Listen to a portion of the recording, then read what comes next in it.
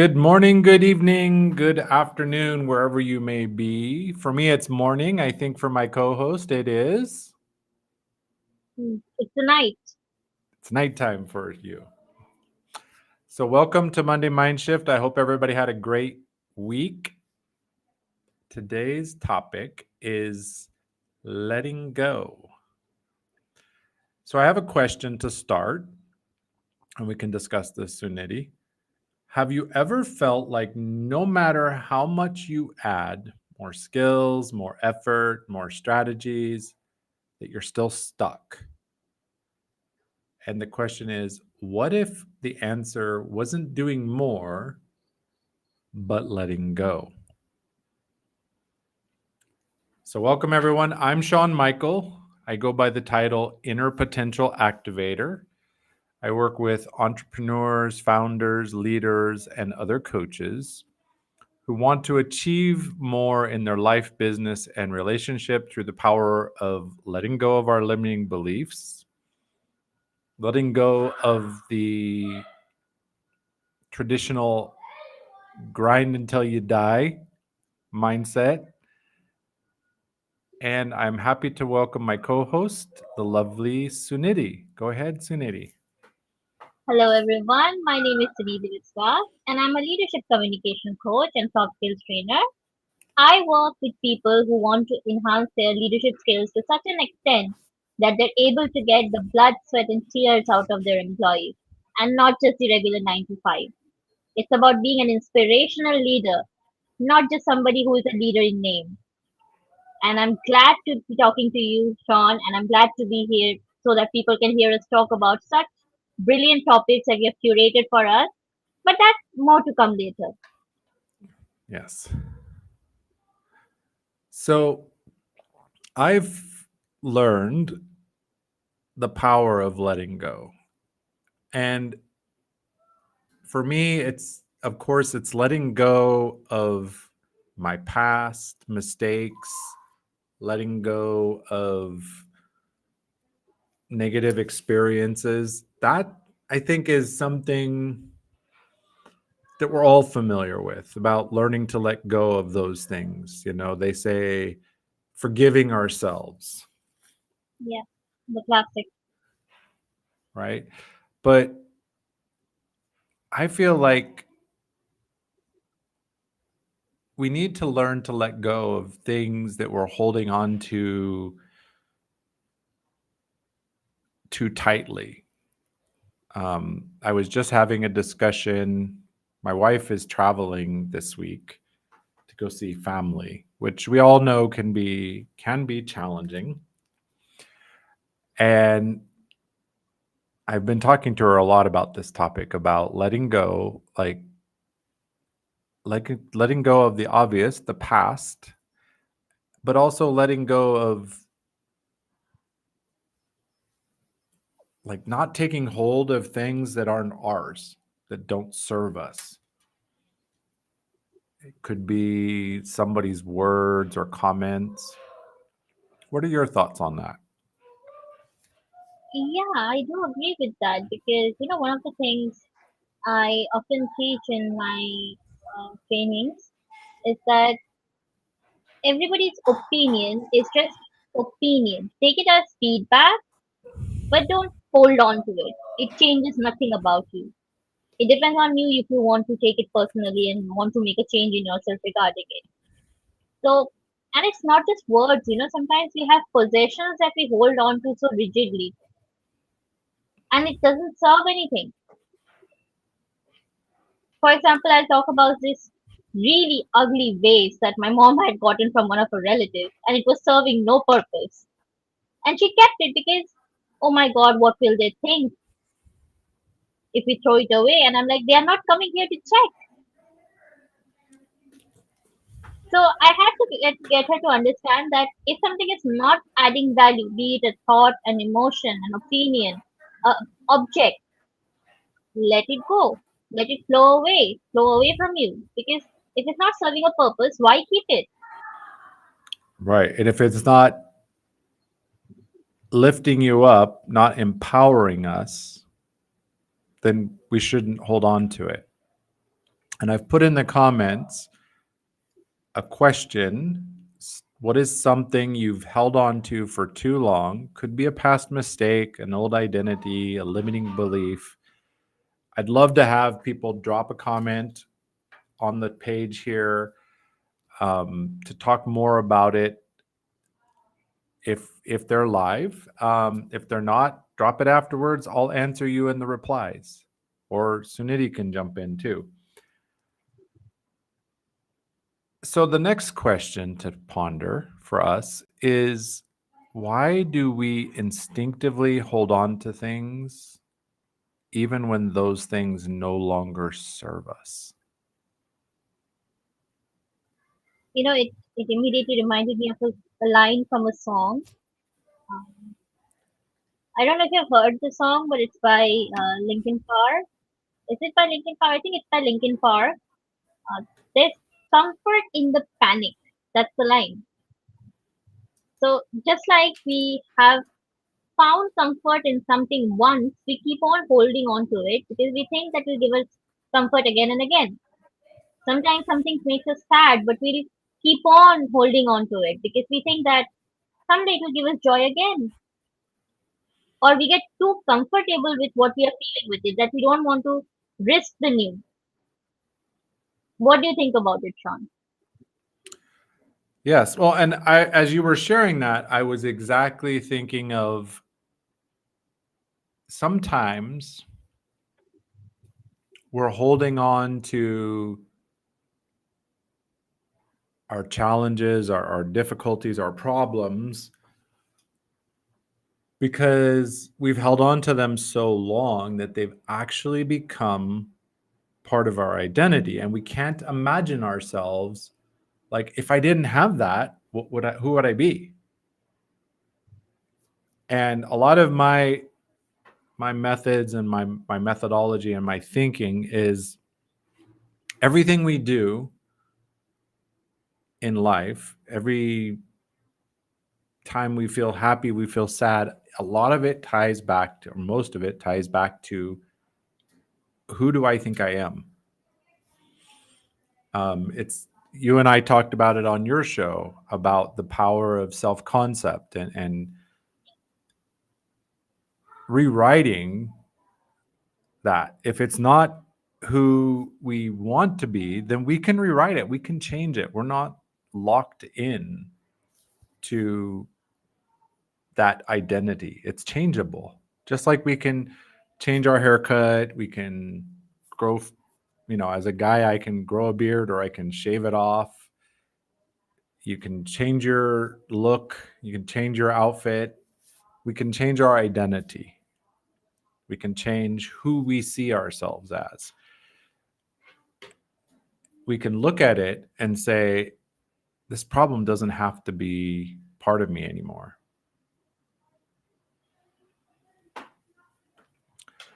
I think, we hold on so tightly because it's familiar.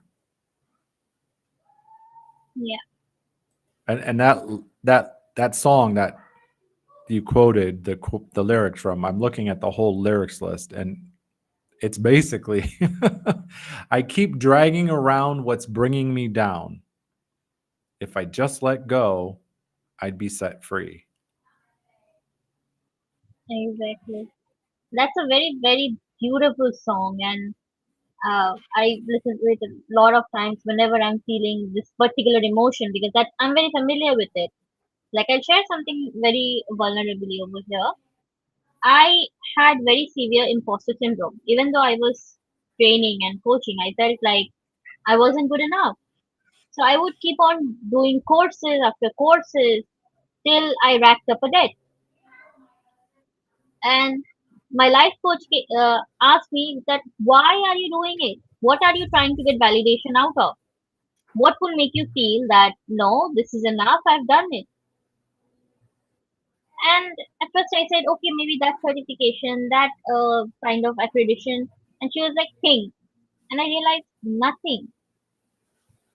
There was nothing that would make me feel a complete uh, trainer, a complete coach, because it was inbuilt in me that I'm not good enough. And I was holding on to that emotion so strongly because on theory, on practice, I was good enough. I was doing a good job. My employers were happy. The contractors were happy. My trainees were loving the training. So what was it that was holding me back? Nothing other than my own limiting belief. Right.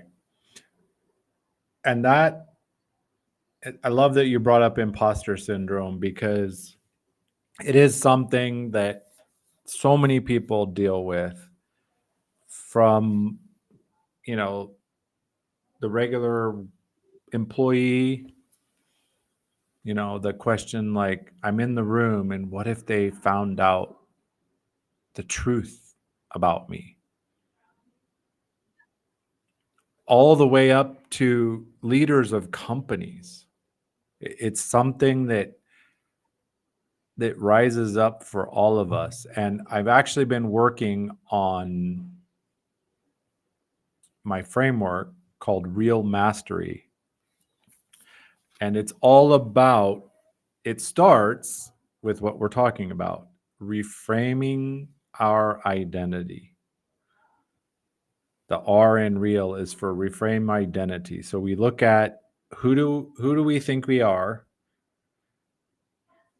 Who do we really want to be? Who are we honestly and truthfully? We learn to shift from I need more training, or I don't belong here, or I'm a fraud, to I'm growing. I'm learning to fit in here. I can do this. I'm still learning, but I'm learning. Yeah, And then learn the to take up E, space. right. The E is embody your strengths. So we look back at where are the wins? We've all have wins, but sometimes we're so focused on what we don't have. We're holding on to this false identity of, I'm not enough,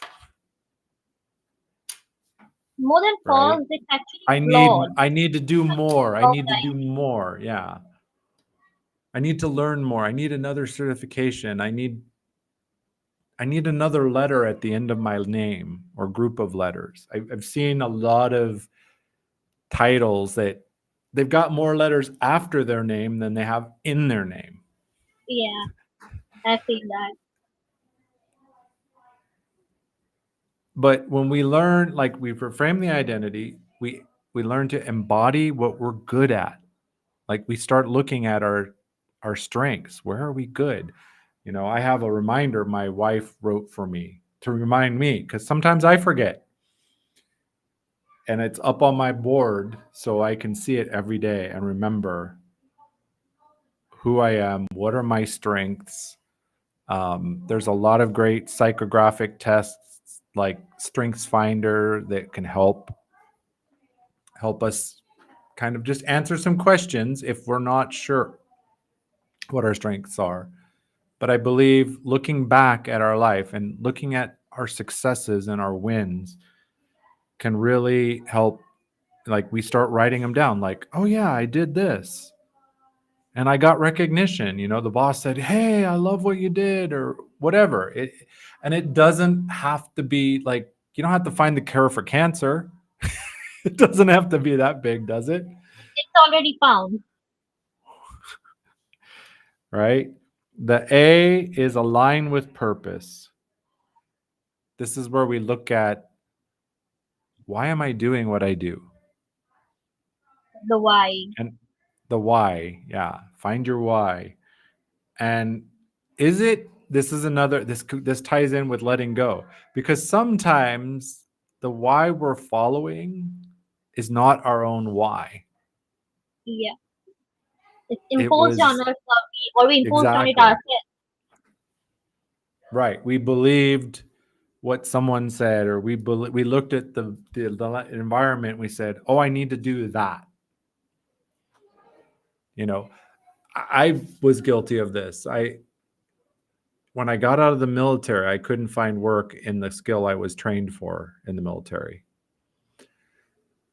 So I said, I was looking at the want ads, and there was all these jobs for accounting, and I'm like, well, I'm pretty good at math, so math accounting is math, and my dad was an accountant, so maybe there's some genetic thing.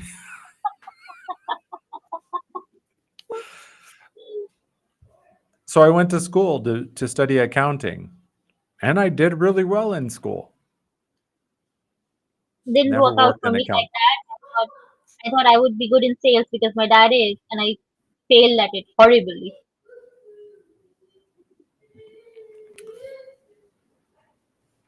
But did you fail, or did you just learn the wrong ways to do it? No, I failed horribly because sales feels dishonest to me. The way that was happening in that company where I had joined, it felt too Mhm. dishonest. I was just not able to do it. Well, and that's good, like, because there are a lot of sales techniques, sales tactics that they're they are dishonest, or they definitely lean that Sort of way. manipulative, sort of manipulative. But it also reminds me of something else, because I think I spoke to you that I recently had a breakup of a relationship of 4 years. So Hmm.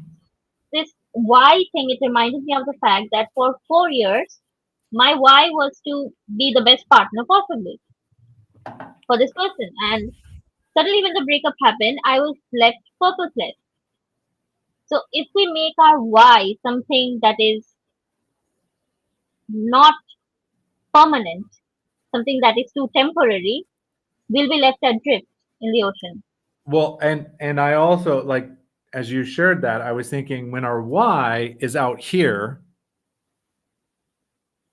in the sphere that we have no control over, right? Yes. Breakups happen. Life changes. The outside world, things happen.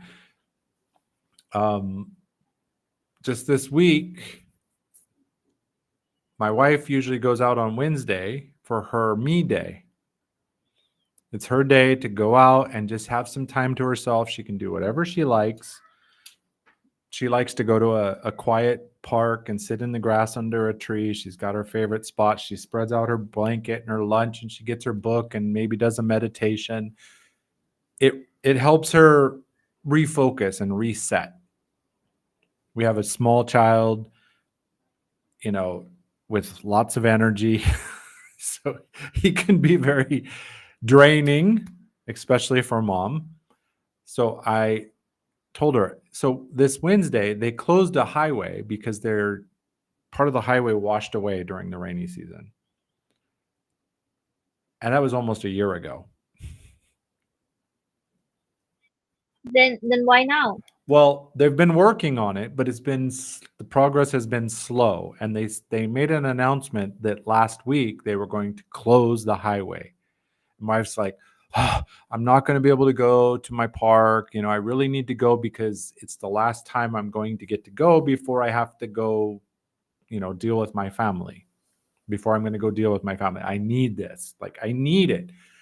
And she's like, "But, they're closing that road. So the traffic is probably going to be bad. And I'm probably not going to be able to go, blah, blah, blah."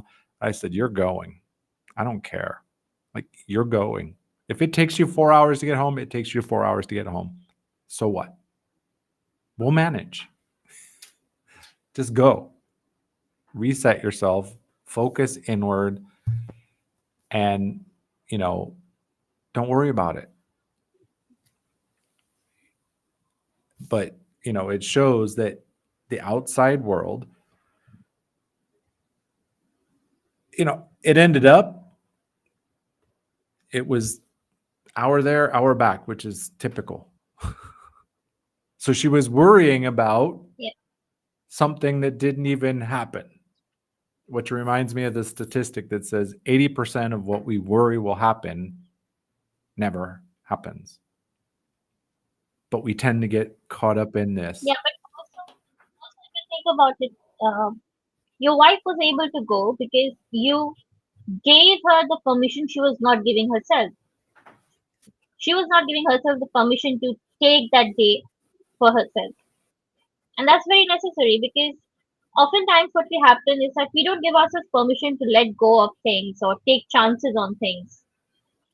We are our biggest obstacles at those moments. Yes. It reminds me of the photo I've seen where one of those $5 plastic chairs, the cheap plastic chairs that we've all seen, and there's a horse tied to it, Yes, yes. right? We have a folk tale about And it, the right? horse could go anywhere he wants, but he stays. Or the elephant. I heard this story about the elephant.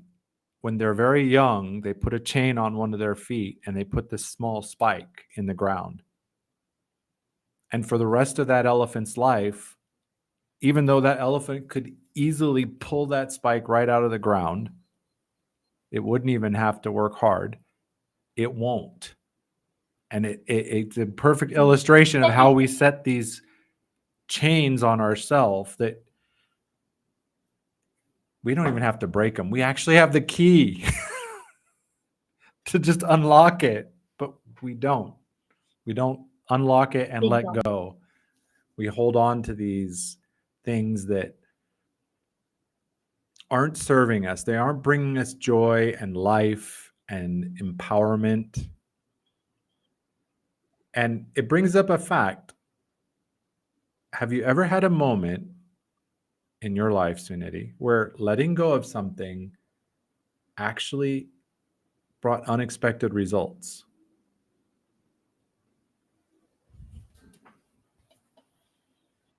Yeah, it's still in progress, but the thing I was talking about, the imposter syndrome problem that I had, I really worked on it a lot with my life coach, and at one point I realized that it's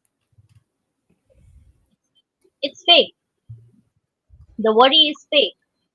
Imposter syndrome is the one who is fake. I am not fake.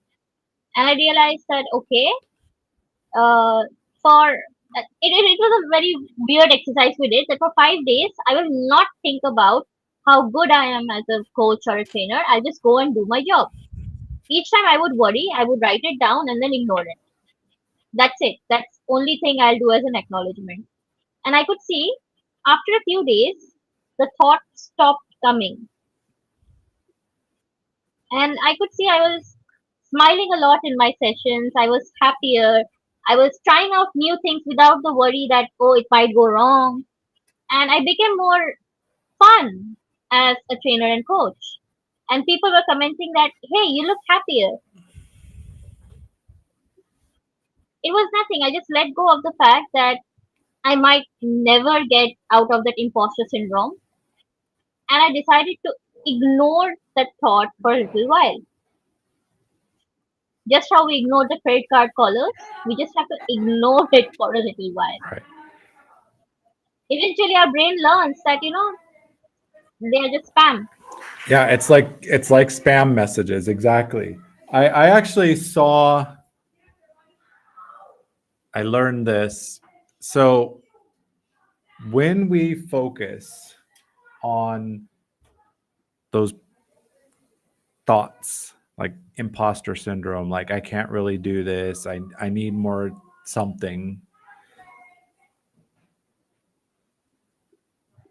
our brain, the way it works, like when we engage the thought, the brain goes, oh, you like to fix this problem. So guess what it does? It continues to send that problem, bring it up. Yeah, And if we fight against it, it just gets stronger. But if we, at like your exercise, if you just kind of acknowledge, like, hello, I see you there. Okay. And do what we're doing. The way I heard it is there's seven areas to have set up with your valued actions. The first area is physical fitness. Going for a walk, going to the gym, doing Zumba, whatever. and this is very personal. You choose the physical activity that you like, the thing that you enjoy, you get some enjoyment out of. The next area is creative expression, whatever that could be: painting, coloring, drawing, writing poetry, whatever, some type of creative outlet, whatever it is. And the idea is you have these set, like you already know, like, okay, physical activity, I'm going to do this. Creative expression, I'm going to do this. Romantic relationships, I would even go another layer. Well, no, because that one's so there's if you are in a relationship, what are the things you do with your partner that just fulfill you and they make you feel full? Number 4 is family and friends.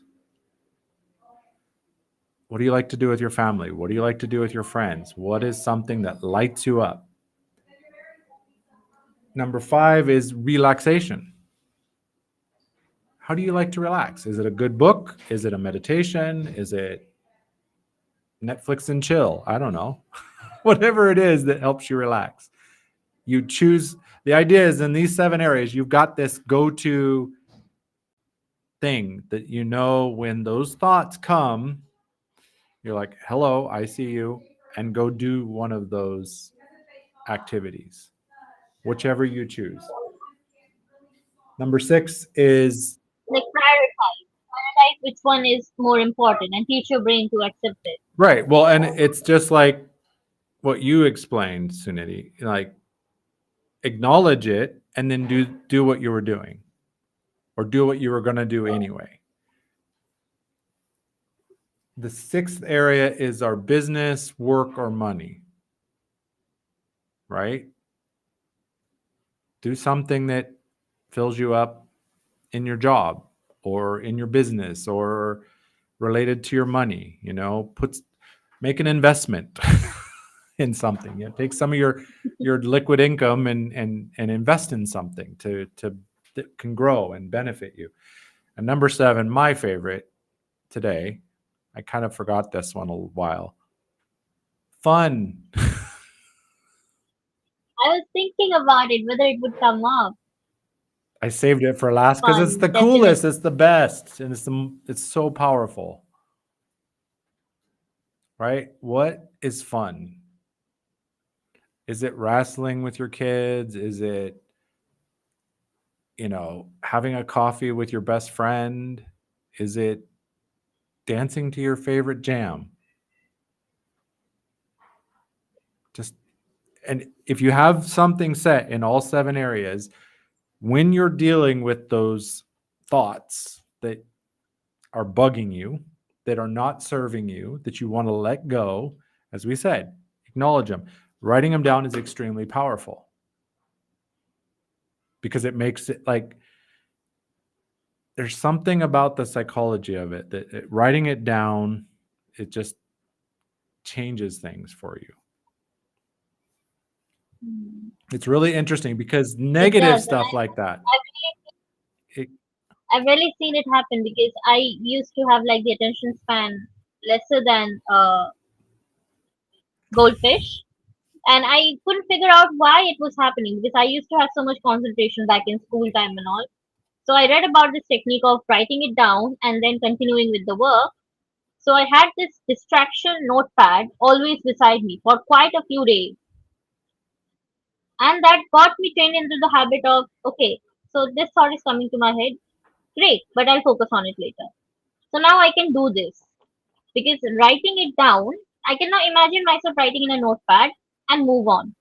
But I had to physically write it down for a month or two before it inculcated as a habit inside me. yeah, it takes time to build a habit. And, Yes. there's a variety of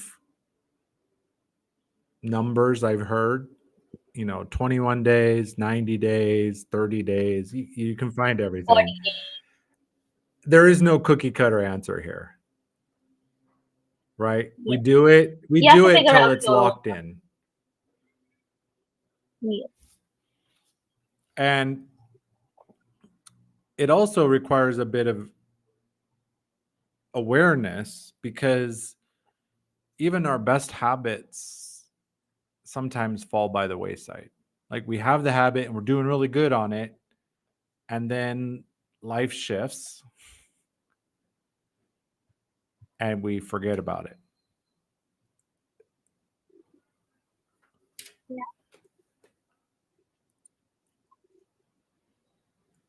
So here's a question for us to ponder. How do we recognize the hidden weights, the things that perhaps we need to let go?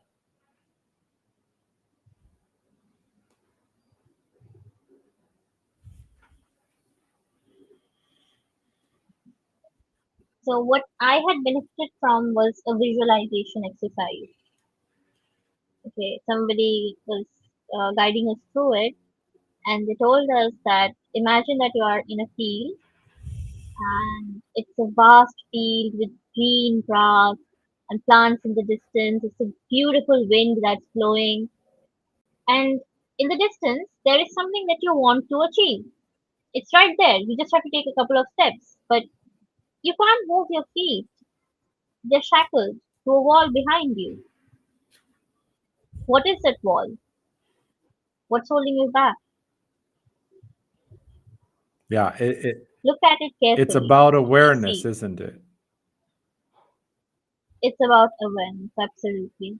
And sometimes we need to turn down the noise of life. You mentioned the focus, the distraction, the attention span.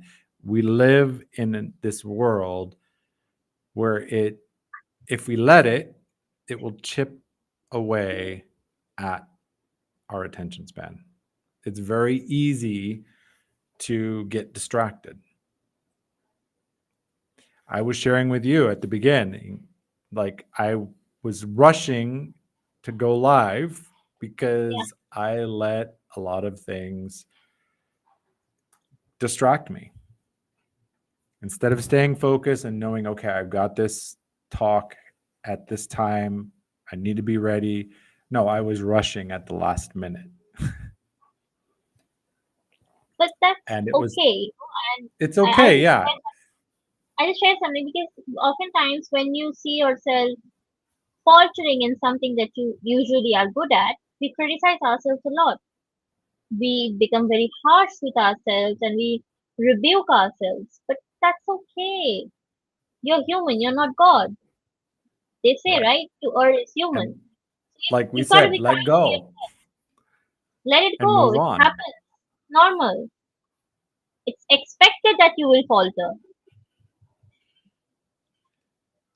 Yes. So, some of the ways that I've learned to identify these limits is to take take some quiet time, center like and do visualizations, so you can be in the right space and think about like review things that have happened. What are the situations? Who are the people I'm dealing with? What topics seem to always trigger the negative feelings, the frustration, the anxiety, the sadness, the anger, even, or feeling drained. And then, when I find that, to look deeper, to kind of ask myself the questions, is this a challenge that I keep facing and I keep struggling with? Do I am I continuing to struggle with confidence, or am I actually getting more confident? And we Fun can, fact, visualization, something else that works really well in such cases is the five whys technique. If you're in a rush or if you're not really a visualization kind of person, you can just ask yourself why five times and see what answer comes up. So people who would prefer a more practical approach, a more rigid approach that you can, uh, feel more structured with, you can try the five whys. It's very easy. You just have to ask yourself why, why, why, why. And with each answer, you keep getting deeper to the core of the or the root cause that you're looking for. And awareness is so very necessary of what's holding you back from letting go, from taking the leap, making that movement that's inexplicable. Yes. Well, and I was just reading a summary of a book called Change Your Questions, Change Your Life by Marilee Adams. And the core concept that she shares is, we've all heard the growth versus the fixed mindset, but Marilee introduces the judge or the learner mindset. Okay. The judge mindset says, why is this happening? Whose fault is it? Why can't I ever do this? Why can't I change? The learner mindset goes, okay, what can I learn? What's my opportunity? What can I let go of here? And how can I move forward confidently? As we, when we start feeling resistance to letting go, when, we know, like, consciously we go, okay, I need to let go of this. I realize it's holding me down. It's holding me back from where I want to be. When we stop asking the judge questions and start asking the learner questions, it will cause a shift. Like you said, the why, the five whys, right? We hold on to the past. Why do I always mess that up? Why am I such a klutz? I I used to say that one because I'd just fill my coffee cup and spill the whole thing. And it tied back to my mom thought she was being cute, oh, you're such a klutz. You're so, and it stuck. Like, I'm just a klutz. That's just who I am. But I've let that go. I'm not a klutz. Do I spill sometimes? Yeah, don't we all? That's the thing. Don't we all make mistakes? Don't we all flub something? Because we are human and we're supposed to. Otherwise, we would be God, Right. which we are not. Well, and I think of, even in the Christian scriptures, somebody asked, they said, good teacher or good, I don't remember exactly what they said. And even Jesus, which Christians believe was, God walking on earth, he's like, why do you call me good? There's nobody good but God. Like, it just shows, like, here was God incarnate, as the Christian belief says, that somebody called him good. And he's like, why are you calling me good?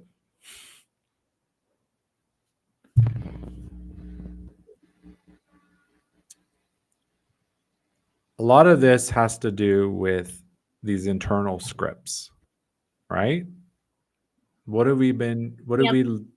been, what have we picked up as a belief of who we are? I'm a klutz. I'm a, And our self talk. well, yeah, that amplifies it, right? That's like some belief we picked up in the past and we continue to just stoke the fire, per se.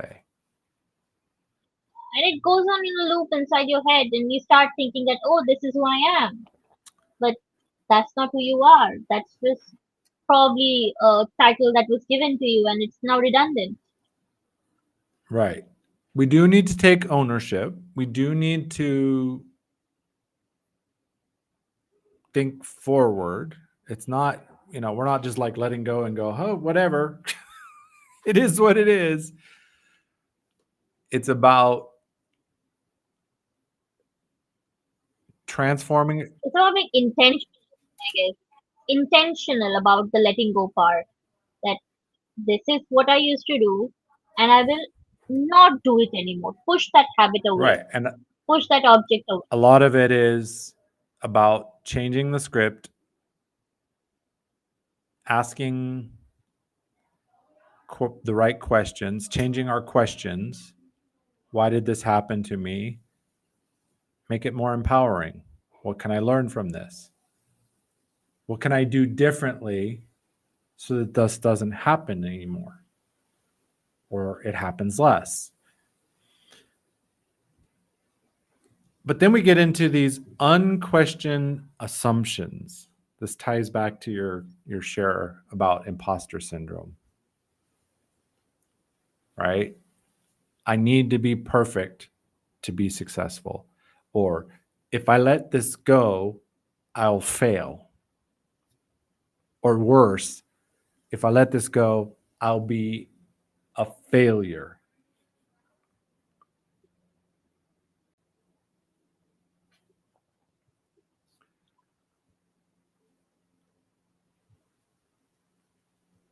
So, a question I learned when I was reading to my son about ants. Have you ever heard of ants? I'm sure you have. Yes. The automatic negative thoughts. Two simple questions. Is it true?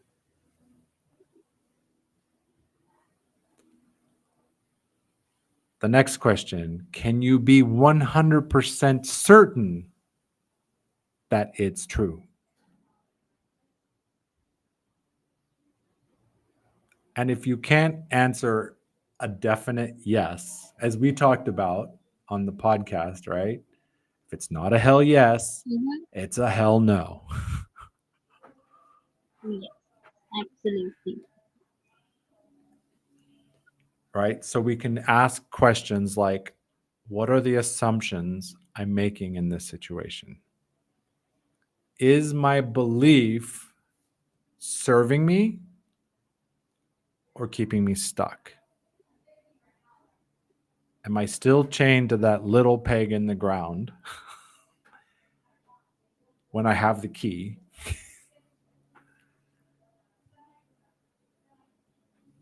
And this is my favorite one. What's a more empowering belief I can use, I can adopt?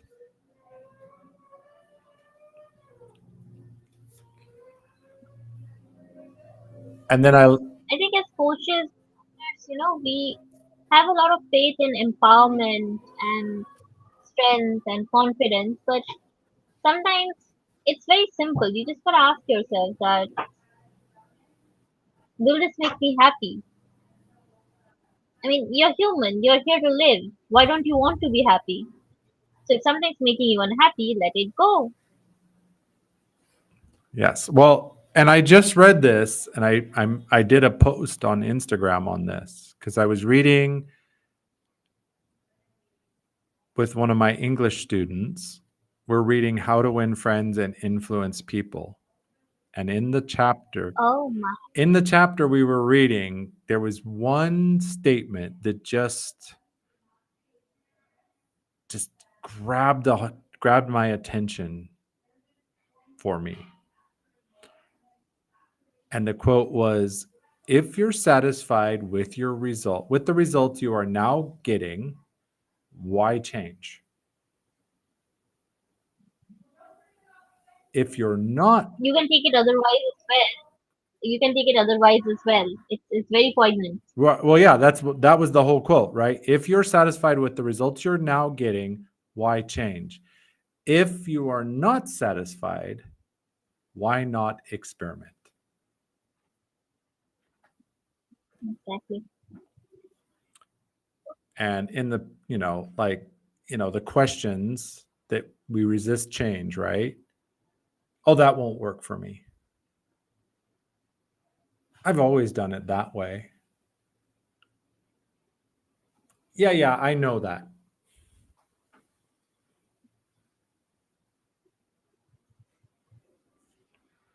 as Yeah, there's a term for it. It's called being a hypocrite. right, but we get so stuck being hypocritical that we can't even see that we're being a hypocrite. Right? We start to get Absolutely. that confirmation bias even when someone points it out, like, you're acting like a hypocrite. No, I'm not. What are you talking about?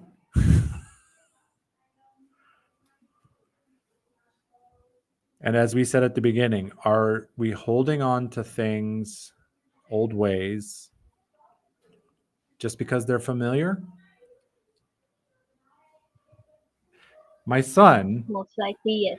my son, he we're doing it's from an old program called Hooked on Phonics. It was a program they sold on TV when I was a kid, to really help your kids learn to read, because I know English isn't necessarily your first language.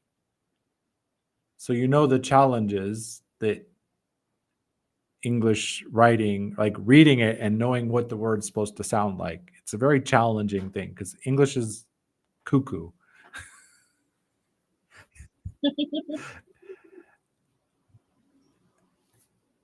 So he's doing this phonics books, and there's a reading activity and then some questions that are helping him learn all about different words and similar words and opposite words and sentence structures. It's beautifully laid out. It's a system that's worked for years and years and years to help kids learn to use English. But in the story he was reading, it's about an Eskimo father and son, and they're on a dog sled team, and they're having a discussion about the father wants the kid is like, I wish we had a snowmobile. We could have already been home if we had a snowmobile. And the father's like, no, no, no, this is the traditional way. And even the son going, why won't my dad call me Steve? He keeps using my Eskimo name. And so the father is stuck on this, we need to keep the tradition. And then later, near the end of the story, the son says, Dad, why do you hold on so tightly to these old traditions? But you want me to, we get involved in the world and you want me to attend modern school. Like, which way do you want it? Do you want me to follow the traditions, or do you want me to, you're playing both sides? And it just clicked, like, how often are we holding on to this because it's the tradition? My grandfather's Yeah, but grandfather's grandfather did it. traditions do have value that we sometimes feel like we're losing, and that makes us grab onto it harder instead of realizing that if you just loosen the hold, it becomes easy to meld with what's modern. Right. Well, and I'm not, For example, and I'm not, something. I just share something. This is a very small thing. When I was a kid, I grew up on nursery rhymes and songs, both English and Bengali. Okay, so what happened is that I learned both of the languages parallelly, mhm. and it would be all day, 24/7 almost. Whenever I'm awake, they would put headphones in my ears, or they would play it on the TV, and I was always listening to them. So my vocabulary was quite a bit advanced. But when my sister was born, we were having financial difficulties, and she was not raised like that. And I kicked up a fuss because I was 8 years old at that time, and I was like, why are you not playing the nursery rhymes for her? She will not know them. She will never know old MacDonald had a farm. And that was bizarre to me because I couldn't figure it out. So, traditions is something that we hold on to so tightly, not understanding that grabbing so hard is what's hurting our hand. That's a perfect illustration too, right? Because I'm not saying that we just let go of traditions, because there are some very valuable traditions. And I remember I was living in Belize with a Mayan, there were Mayan families, and I had become friends with them. And they were teaching me some of the old Mayan traditions. There was one man, he took me into the jungle because they build these structures that are entirely from things they got from the jungle. They don't need, like today we build something, we have to go to the hardware store and buy the right materials, buy the cement, buy the paint, all that. He went into the jungle. They get the posts, they get the roofing material, even the rope that ties things together is a natural plant. And he was telling me as we're going through the jungle and he's teaching me, he's like, I'm one of the only ones in this area that knows how to find this vine. People pay me all the time to go get it for them because they want to build this structure. I said, oh, that's amazing. You've got this old tradition, and it actually, those vines last much longer than modern twine. Okay. Like the modern twine, the environmental conditions degrade it and it breaks in very quick time. But these natural vines last many, many years. And I said, oh, are you teaching your sons? No. And I was shocked. I'm like, you're not? Like this is a valuable tradition. And like when you're gone, it's going to go away with you. Like nobody's going to know how to do this. And then what? I think the thing I wanted to get at is we have to, like you said, we have to look. If we're holding on so tightly, is it beneficial? Is it helping us? Or is it hurting us? It brings to mind another time I was sailing on the San Francisco Bay. And we were sailing with, if you've ever seen the sailboats with those huge, beautiful sails, they've got colors and pictures. They're amazing when you see the pictures. They look beautiful. They're very tricky to sail. You have two people holding a rope. And if the wind shifts, one side has to let go or the boat's flipping. Like if you don't let it go, that the wind will catch it and it'll dump the boat over. I saw a boat, like if this was the mast, I saw a boat in a race go like this. And when it came back up, the mast was broken. Oh my. And I've heard stories of these boats flipping over, like actually doing a 360-degree barrel roll. So we're sailing on the backside of an island with that sail out. And we come around the corner of the island and the wind's hitting us from a different angle. And the boat's going like this. And the captain's screaming at the person who's supposed to release the rope, let it go, let it go. And they're not.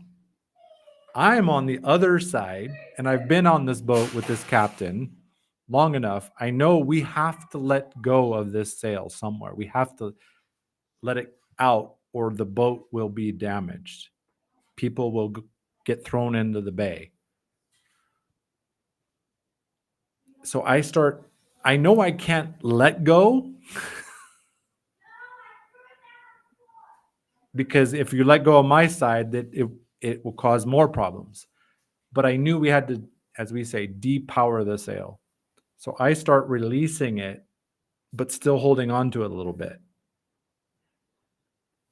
And the rope is flying through my hand, and I have gloves on. That rope burned.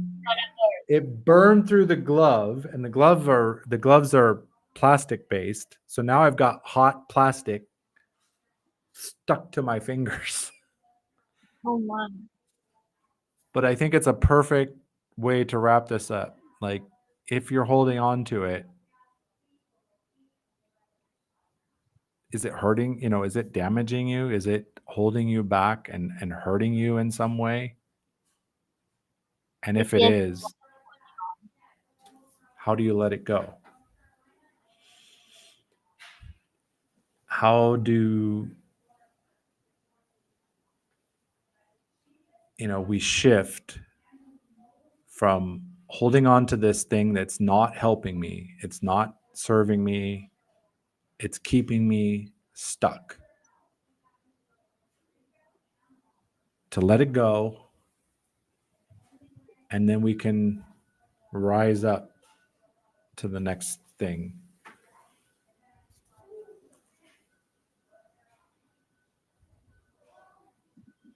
And it's funny how these life lessons, when I burned my hand, I just remember burning my hand. I never thought that it would, it would be I a didn't even, like, it just came podcast up for right now. Like, I didn't even like think about it at the beginning. Like, oh, I could use this story. No, it just like, hey.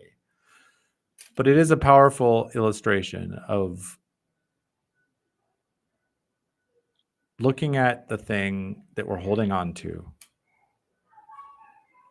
Is it, if you think of somebody being rescued from a cliff, right? Then you want to hold on because it's going to save your life. But there are other situations where it's going to hurt you. So let it go, release it. it just reminded me of this small story when I was a baby. I think you know that we celebrate Diwali over here, which Mm-hmm. is when we burst a lot of Right. firecrackers. So I was a baby, I was in my mom's arms, and her sari caught fire. She dumped me there immediately and ran off to change and to get rid of the burning sari. So, as a mother, you're always told, hold on to your baby, right?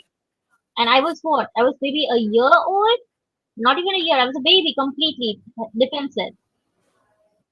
But she let go immediately. She just dumped me on the ground over there because at that moment, letting go of me was necessary to her. Otherwise, I would catch the heat, or my clothes would probably catch fire. Right. Yeah. By letting you go, She was she was saving me, saving both of you. and especially me because as a mother, her priority is always the Right. baby.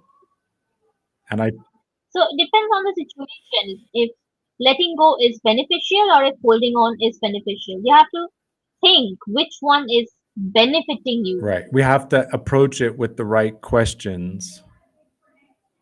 And as I mentioned before, that learner mindset. This isn't working. So what can I do? What steps can I take to let that go and move forward? Absolutely. And I've got a worksheet. I will include a link on the comments for the download of how it's a cheat sheet of how to shift from judger, the thing that keeps us stuck, that focuses on whose fault is it? I'm afraid. I can't do that. Poor me, poor me, poor me, poor me. I can't. I don't know. To moving forward to saying, okay, this isn't working. What can I do differently? What can I learn? Amazing. I look forward to it as well. Right? How do I let go and grab hold of better opportunities, better points of life, we'll say. And that puts us right at the top of the hour. Any final thoughts, Suniti? No, I think we summed it up really nicely, and I really like the sailing analogy that you used. The story became a very beautiful analogy for us. And that's what people need to focus on, that at the end of the day, just choose what's best for you, not what's comfortable.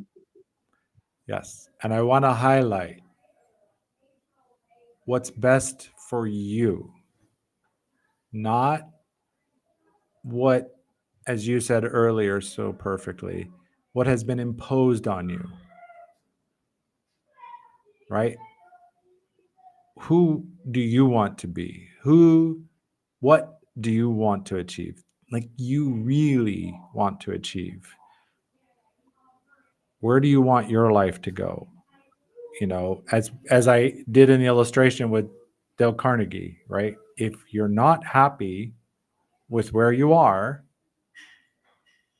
why not experiment? Why not try something new? My wife was, and in closing, my Absolutely. wife was just talking. She's been working with this person for 4 years to help them with their English. And this person told her, I quit my job. I gave my 30-day notice. She's like, I'm 46 years old. I'm not where I want to be. I'm not happy with my life. So I'm quitting my job. I'm going to take a year to figure this out, see where I want to be. And she told my wife, she said, you're the one that inspired me. She's like, I see your life. I see the things you've done. And I want that. I'm empowered. I'm emboldened by that. And that brings us to the L in real, which is leverage support.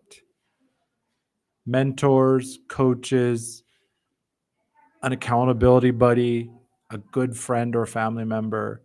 Leverage that support to help you let go of the things that aren't Very serving you. necessary. Very necessary. As you shared, you said it perfectly. Your life coach, working with your coach, really helped you let go of that self-doubt Yeah. and become who you are today. Still on a rising trajectory. Yeah. Still on the rise. But even better someday. Yes. Very soon. All right. Thank you for everybody who's watching live or in the replay. We appreciate you. Thank you, Suniti. It's been a wonderful conversation. Thank you, Sean. It's really, really great. I love these conversations we keep on having Yes. And they're perfect because they're at the beginning of the week. So it sets the tone for the week for for me. the rest. Yeah. All right. Bye bye, everyone.